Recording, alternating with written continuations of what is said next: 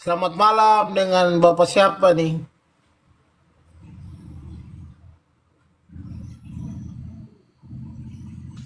Halo, Shalom, selamat malam. Selamat malam Bapak Econ. Selamat malam, silakan Ya, Bapak. oke, terima kasih untuk diskusi malam hari ini. Saya pikir kita harus buka Zoom supaya kita diskusi terbuka, toh. Ya, Kalau TikTok itu kan terbatas saja. Itu pertama. Yang kedua, ya, ya. saya pikir kalau Indonesia ini seperti di Eropa, di Amerika, demokrasinya yang sudah baik, tanpa politik identitas itu tidak ada masalah. Tapi hari ini Indonesia itu belum sampai pada titik itu. Jadi kita tidak bisa samakan Indonesia dengan luar negeri. Kita belum pisahkan antara budaya, adat, agama. Itu satu kesatuan yang terikat itu. Satu kesatuan yang terikat. Sehingga ketika kita bicara seseorang yang jadi gubernur, itu selalu kita tanya, dia dari mana? Dia orang mana? Dia agama mana? Itu yang menjadi sesuatu yang masih mengikat kita sampai 79 tahun Indonesia merdeka, toh. Tapi kalau kita tidak pakai politik identitas, siapa saja silakan memimpin. Tapi kita belum lepas dari bagian itu. Itu yang kedua. Yang ketiga, kita di Papua ini semua hak-hak kita itu sudah dibawa orang. Masa semua kita kasih? Tanah, hutan, provinsi dibagi, semua sudah dibagi. Terus kebaikan kita itu, kita orang Papua terlalu baik. Kebaikan kita itu menjadi ancaman juga. Kalau bicara Indonesia, bicara orang yang paling Indonesia itu orang Papua. Hari ini kita mau bicara apakah orang Papua bisa jadi bupati di Jawa Barat atau jadi apa di mana tempat lain. Itu tidak ada. Apalagi Papua Kristen itu sudah bisa. Jadi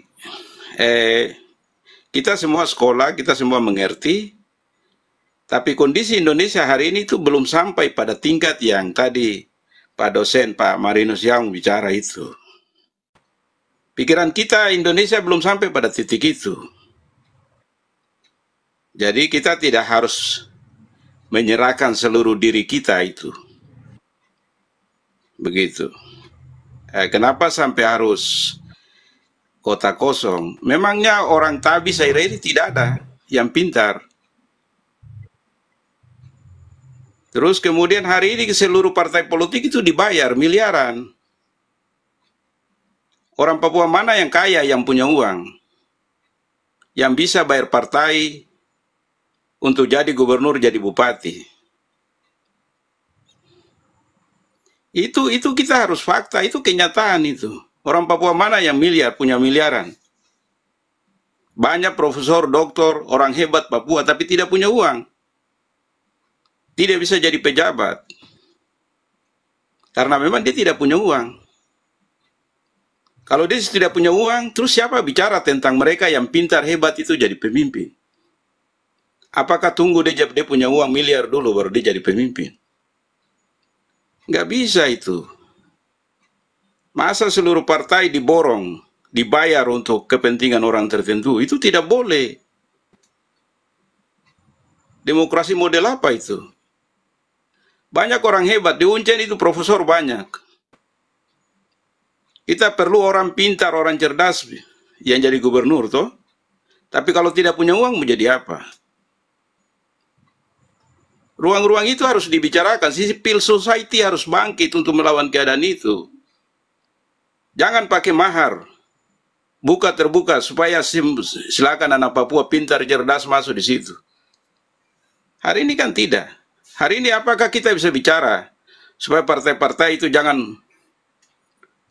mahar di situ? Ini bukan rahasia lagi, ini barang umum ini. Kalau ada uang baru datang ke Jakarta. Kalau tidak ada uang, ya jangan datang. Terus yang begini siapa bicara? Kita kasih biar saja. Yang benar saja. Itu orang pintar diujian dan segala macam, nanti tidak akan jadi apa-apa itu. Jadi saya pikir, mari kita jujur. Secara ilmu, secara kebenaran empiris, pikiran-pikiran Pak Yaon dan semua orang benar. Tapi fakta Indonesia hari ini tidak seperti itu. Jangan kita membohongi hati nurani kita dan fakta. Itu aja. Jadi mari kita bicara supaya orang pintar, cerdas, dia tidak punya uang, tapi dia punya moralitas, dia punya kesungguhan yang baik, punya hati bersih bangun Papua, silakan maju. Tapi jangan bayar. Hari ini kader-kader partai tidak bisa maju karena dia tidak punya uang tuh. Apalagi yang tidak ada kader, yang tidak ada uang, oh selesai. Begitu. Jadi itu pesan moral dari gereja supaya negara buka ruang itu. Negara buka ruang itu supaya anak-anak Papua yang hebat, pintar itu bisa masuk. Silakan, berapa orang? Kalau satu calon saja, memangnya tidak ada orang Papua yang pintar lagi. Kan logikanya salah. Nah, sekarang orang tidak bisa masuk karena dia tidak punya uang. Itu kan ceritanya di situ. Ya kita dorong supaya jangan pakai uang toh. Supaya bisa banyak orang masuk di situ. Kalau kita tidak bicara, baru siapa bicara? Begitu. Jadi saya pikir kalau kita mau diskusi ini ya buka Zoom saja. Tapi bagi saya tidak boleh kota kosong. Masa tidak ada orang pintar lagi di sini? Tidak ada orang yang hebat lagi di sini.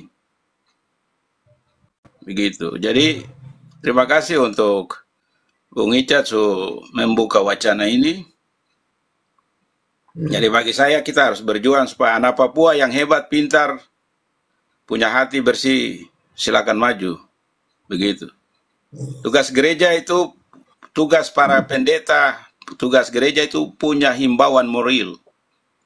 Soal politik praktis itu orang politik punya urusan. Tapi kalau ketika politik dikerjakan salah, tugas kita bicara di situ. Tidak ada kepentingan apa-apa di situ. Gereja itu hidup dari persembahan jemaat. Tidak ada negara kasih bayar pendeta, tidak ada di situ. Jadi kita hidup dari persembahan jemaat toh. Kapan negara kasih bayar saya gaji, tidak ada di situ. Jadi kami bicara tanpa kepentingan apapun. Kalau dosen, kalau pegawai negeri ya bicara takut toh. Karena nanti gaji terus pangkat naik, terus bisa jadi jabatan segala macam. Tapi gereja itu tidak ada sangkut paut dengan itu. Kita bicara supaya semua anak-anak Papua, siapa saja masuk tapi jangan bayar. Begitu toh. Ini banyak orang pintar sekarang di grup ini semua, tapi tidak ada uang. Sekolah sampai besar-besar, tapi kalau tidak ada uang, tetap tinggal di situ. Oke, begitu ya. Terima kasih. Shalom. Kakak Selamat malam. Ya. Kakak Econ, malam. Tadi bertanya, kan rekrutmen politik ini kan mulai dari bawah, Kakak Econ, mulai dari tingkat DPD 2, kemudian terakhir sampai di keputusan partai politik. Ada beberapa kader yang juga ketua DPW, tapi kemudian dia tidak mendapat dukungan dari partai politik. Artinya kan ini sebenarnya keputusannya ada di pengurus pusat di partai politik. Nah, tadi penjelasan Kakak Marinus mungkin Pilgub Papua akan mengarah kepada kota kosong. Nah, berkaitan dengan kota kosong ini kan pernah kita sebagai warga kota Jayapura juga mengalami proses kota kosong. Nah, terus saat kota kosong di kota Jayapura itu dinamikanya biasa-biasa saja, tidak sealot di Provinsi Papua hari ini. Kira-kira tuh bedanya di mana, Kakak? Silakan. Ya, kota Jayapura itu lingkupnya terbatas. Kalau Provinsi Papua itu lingkup besar. Punya dinamika, punya punya kepentingan politik besar. Terus yang masuk kota Jayapura itu bukan orang Makassar toh, itu anak Tabi. Hmm. Jadi siapa mau larang Ya. anak Tabi? Dia masuk di kampungnya. Tidak ada orang mau suruh Mano keluar dari kampungnya, tidak bisa. Kecuali ada seseorang yang bukan asli orang Tabi datang ke sini, pasti itu orang akan lawan toh. Begitu.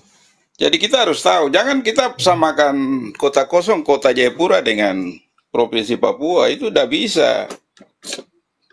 Mano itu orang Tabi. Jadi kalau dia masuk sini siapa yang mau bicara? Oh, begitu. Tapi kalau ada orang lain yang tidak ada hubungan darah dengan kota Jayapura, itu pasti orang akan bicara. Di mana-mana begitu. Jadi jangan kita pakai kota Jayapura menjadi contoh untuk apa provinsi Papua. Itu di Makassar juga pernah toh, Hmm. wali kota Makassar itu.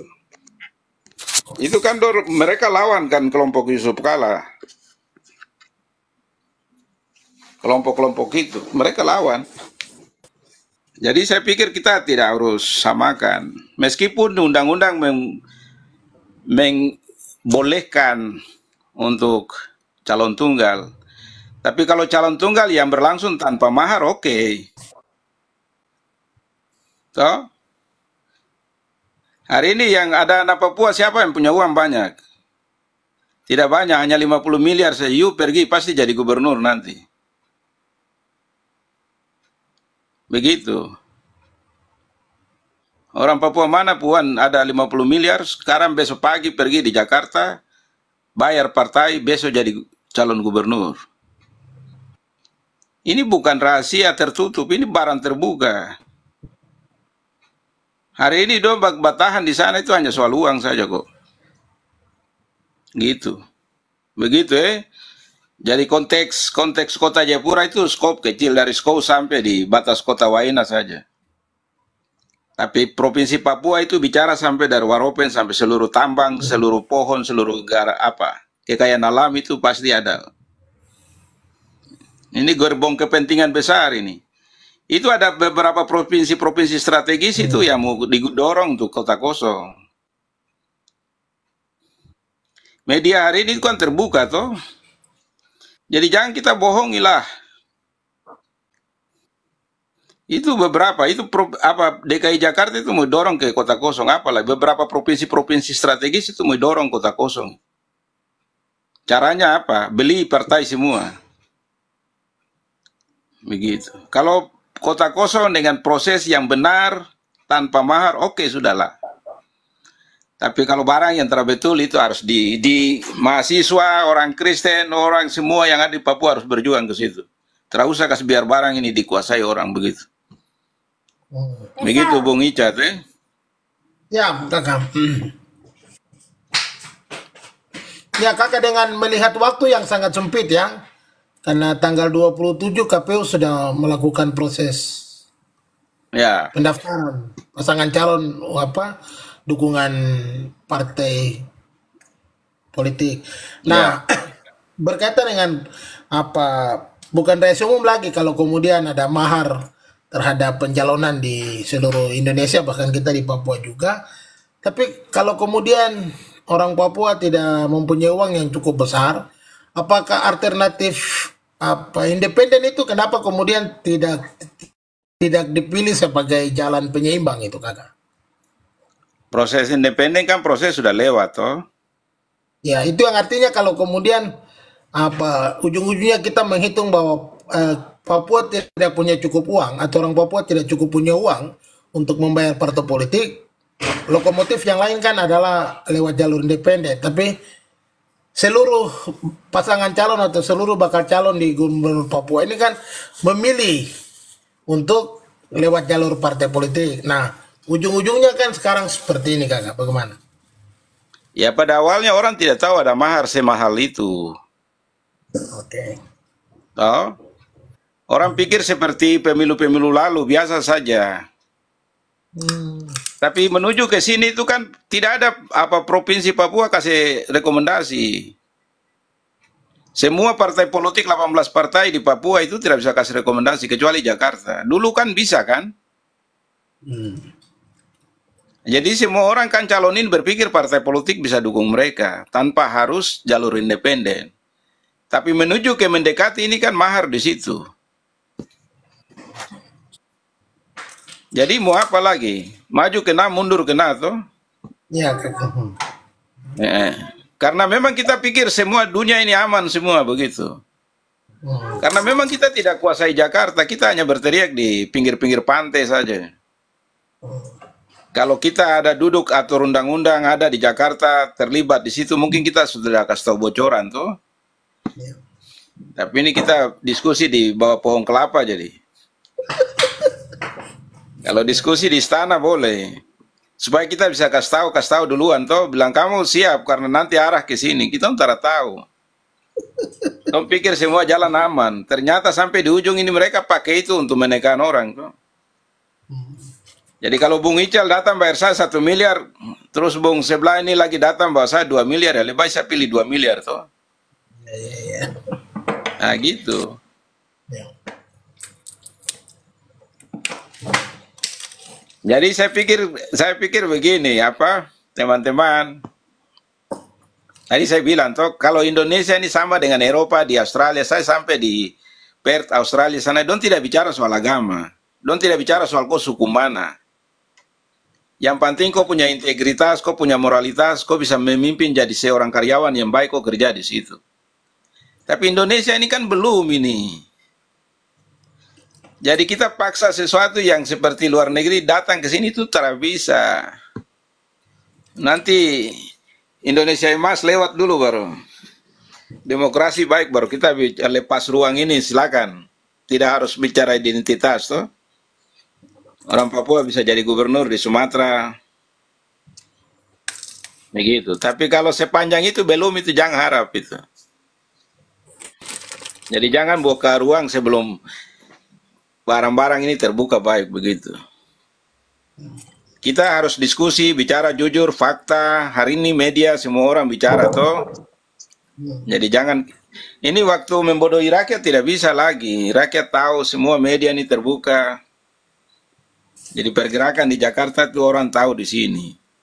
Jadi para dosen, para akademisi itu bicara kajian yang terbuka begitu, yang jujur begitu toh.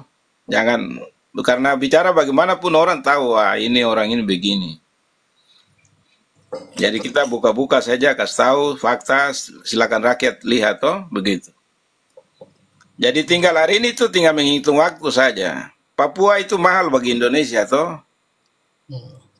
Itu Papua mahal bagi Indonesia. Hanya 4 daerah khusus saja di Indonesia: Aceh, Jogja, Jakarta, dan Papua. Jadi suara Papua itu penting bagi Indonesia. Kalau partai politik masih mahal ya pergi di Jokowi itu. Bicara dengan Jokowi untuk supaya jangan kota kosong begitu.